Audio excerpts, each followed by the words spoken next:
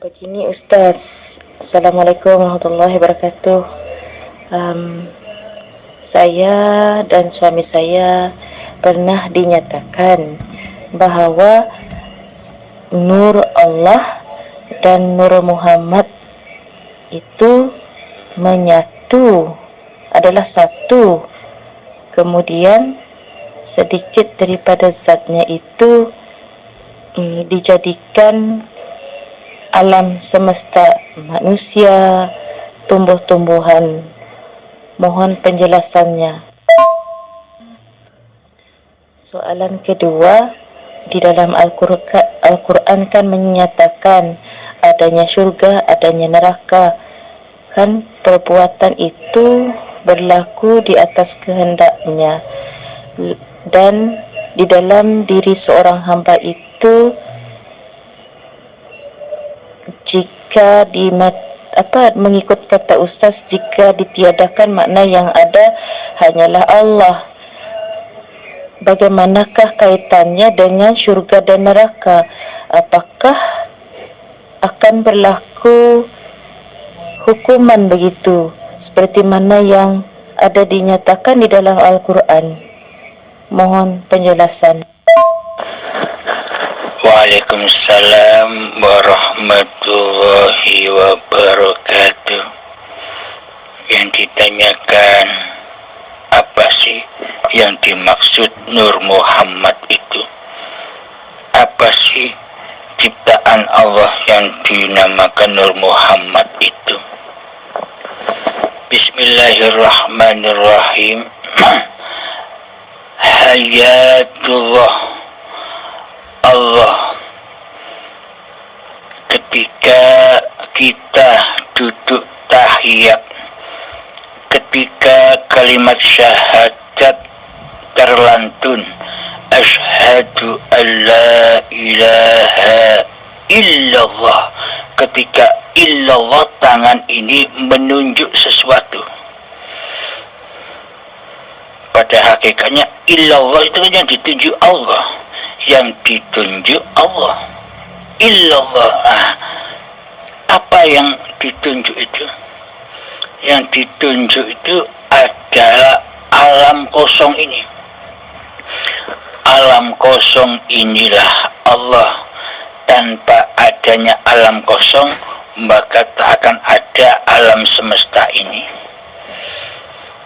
Maka yang dimaksud Nur Muhammad itu adalah terciptanya alam semesta di dalam Allah, di dalam alam kosong inilah Nur Muhammad.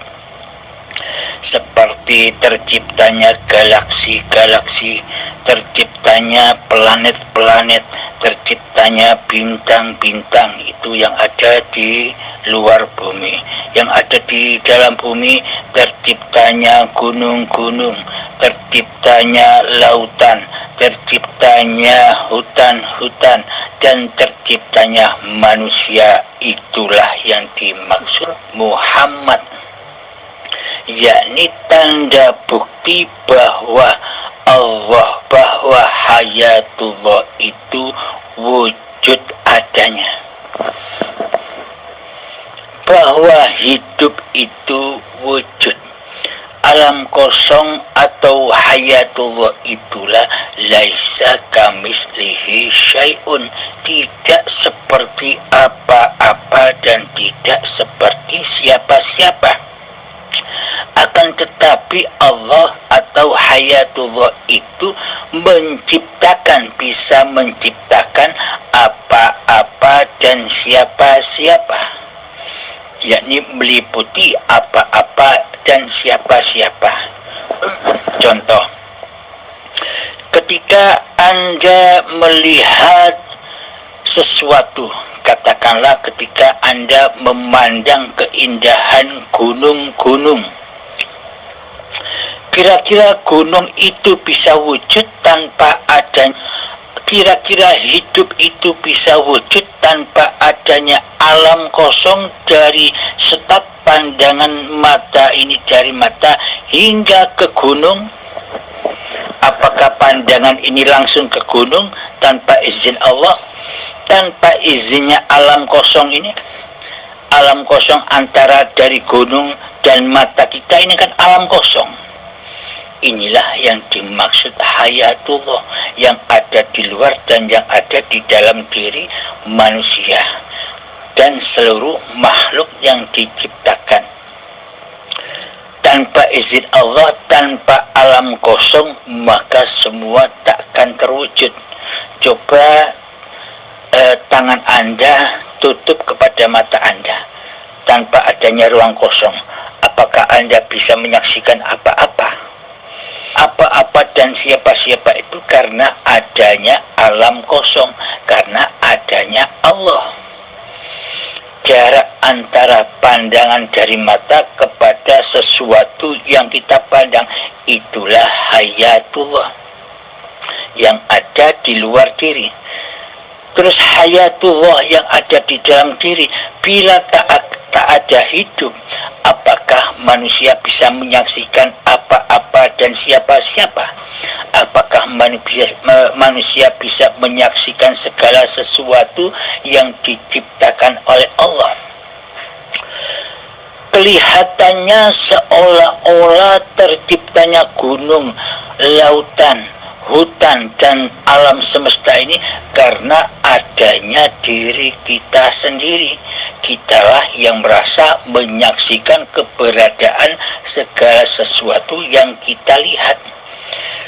Karena kita belum menyadari, karena kita masih mentuhani hidup dan badan ini, seolah-olah apa yang kita saksikan itu adalah saksi diri kita sendiri. Kitalah yang melihat, kitalah yang mendengar. Karena masih buta mata hati kita akan hakikat diri manusia kita sendiri, maka semuanya seolah-olah manusianya lah yang menciptakan. Contoh, ketika kita melihat mobil, seolah-olah mobil itu ada, seolah-olah mobil itu wujud karena adanya diri kita, karena adanya wujud hidup diri kita, karena adanya wujud pandangan mata kita, seolah-olah kitalah yang mewujudkan mobil, seolah-olah kitalah yang menciptakan mobil. Maka dari itu, bila kita sudah sadar menyadari bahwa hidup ini Allah, maka nyatalah tak ada satupun di alam semesta ini yang bukan ciptaan Allah. Maka nyatalah apa-apa yang diciptakan Allah setelah menyadari bahwa hidup ini Allah, maka nyatalah ayat-ayat Allah. Seperti dedaunan yang kering yang jatuh dari tangganya tanpa adanya alam kosong, tanpa adanya Allah, apakah bisa jatuh? Dedaunan yang kering itu dari atas sampai menuju di atas tanah. Tanpa adanya alam kosong, tanpa adanya izin Allah, maka tak akan terjadi hal yang demikian. Maka dari itu, apapun peristiwa yang ada di dunia ini, apapun peristiwa yang ada di dalam keadaan hati ini, semuanya berpulang kepada hayatullah. Maka ketika kita sudah menyadari bahwa hidup ini Allah, maka seluruh keadaan alam semesta ini akan menjadi tenang, akan menjadi mutmainnah di dalam hati. Namun bila hati belum menyadari bahwa hidup ini Allah, maka akan muncullah malapetaka, akan muncullah bencana-bencana, baik yang ada bencana di dalam diri manusia ataupun bencana yang di luar diri manusia. Contoh bencana yang ada di dalam hati manusia selalu diliputi oleh rasa ketakutan, oleh rasa kecewa, oleh rasa sedih, oleh rasa gelisah karena manusia masih mentuhani dirinya sendiri, seolah-olah semua keadaan itu adalah ciptaan diri manusia kita.